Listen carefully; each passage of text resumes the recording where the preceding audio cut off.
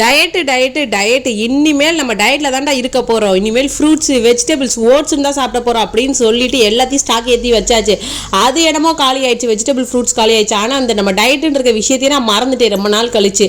அப்புறம் வீடை க்ளீன் பண்ணுறப்ப தான் இந்த ஓட்ஸ் பேக்கெட்லாம் வெளியில் வர்றப்ப தான் ஐயோ நம்ம ஒரு காலத்தில் டயட்டில் இருந்தோம்ல அப்படின்னு சொல்கிறதே எனக்கு ஞாபகம் வந்துச்சு. சரி எதுக்கு இவ்வளோ நாள் எங்கள் வீட்டில் இருந்துச்சு, நான் அந்த ஓட்ஸுக்கும் தெரில எங்களுக்கும் தெரில, இன்றைக்காவது உயிர் கொடுப்போம் அப்படின்னு சொல்லிட்டு தான் ஒரு டிஷ்ஷு ட்ரை பண்ணேன். ரொம்ப நல்லாவே வந்துச்சு. ஆக்சுவலி எனக்கு நிறைய ஓட்ஸ் ரெசிபிலாம் தெரியும், ஆனால் நான் ஏன் இவ்வளோ நாள் பண்ணாமுட்டேன்றது தான் எனக்கே தெரியல பார்த்துக்கோங்க. சரி இன்னைக்கு நம்ம இது செய்கிறோண்டா அப்படின்னு சொல்லிட்டு தான் இந்த உப்புமா பண்ணேன். சூப்பராக இருந்துச்சு. இது பொங்கலும் உப்புமாவும் கலந்து சாப்பிட்ற மாதிரி இருக்கும். ஆனால் உப்புமா லவ்வர்ஸ் யாராவது சாப்பிட்டீங்கன்னா கண்டிப்பாக வெறுத்துருவாங்க. ஸோ அவங்க சாப்பிட வேணாம். டயட்டில் ரொம்ப கான்ஷியஸாக இருக்கவங்க இது ஒரு மீலாக எடுத்துக்கிட்டிங்கன்னா உங்களுக்கு என்னமோ வயிறு ஃபில்லிங் ஆன மாதிரி இருக்கும்.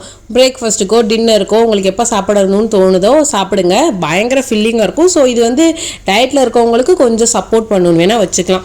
ஆனால் இதனால வெயிட்டில் ரெடியூஸ் ஆகுமா அப்படின்னு கேட்டால் எனக்கு சத்தியமாக தெரியாது. எனக்கு வயிறு ஃபில்லாக இருந்தால் நான் சந்தோஷம் அப்படின்னு சொல்லிட்டு தான் நான் இதை வாங்கினேன்.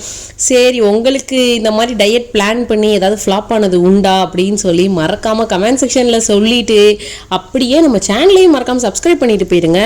பாய்.